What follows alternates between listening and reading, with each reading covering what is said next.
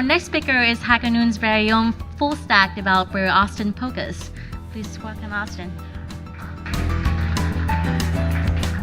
Thank you, Ling. My name is Austin Pocus. I'm a full-stack developer at Hackernoon, and I'm working on Hackernoon 2.0. We are moving off of Medium. We are building our own publishing platform, and today I'd like to tell you a little bit about that, specifically how we're going to save on our hosting bill using a content delivery network, or CDN. We're using Firebase. And first, I'd like to talk about the good parts. It's really easy to get started. It's easy to get up and running. It provides a lot of good features. The database is great to work with, has a sane, powerful enough API. It's powerful enough for our use case. The most important thing is it eliminates a lot of backend and DevOps work, which allows us to focus on the UX. It allows us to focus on building a better experience for our users.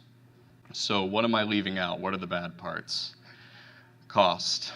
Cost is a big factor for us. Firebase charges for everything you do. It charges for database reads, writes, storage.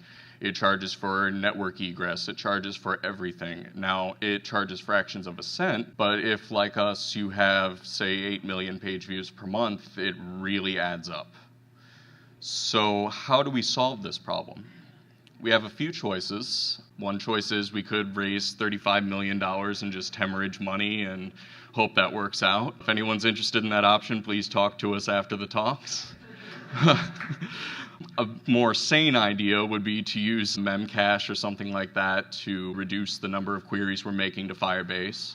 Another choice we had, and one that ended up working into the final solution, was to work with one big document as opposed to hundreds or even thousands of documents. So we just put all the information we need for a story into one document. But these aren't complete solutions. It's really only begging the question, how do we solve the problem of cost?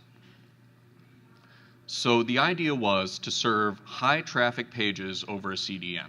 Now, high traffic pages mean story pages, the home page, tag pages, any pages that are going to see a lot of traffic and potentially cost us a lot of money, that's going to go on the CDN. Now, other pages, like where writers are going to write, where editors are going to edit, admins are going to admin, it's going to be on a Firebase-powered subdomain, and that's going to be a fully Firebase-powered domain. So you get all the dynamic goodness.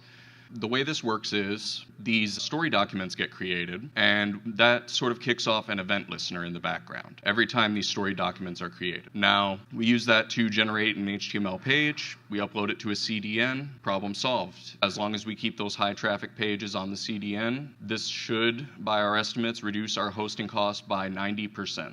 So I wouldn't recommend this if you're just starting out on Firebase. If you're just starting to build your app, there are a million other things you could do to improve your app, but I would recommend this if you're running into cost issues on Firebase. I'd like to say thank you to GitHub for hosting us, thank you to PubNub for sponsoring this event, and thank you all for listening.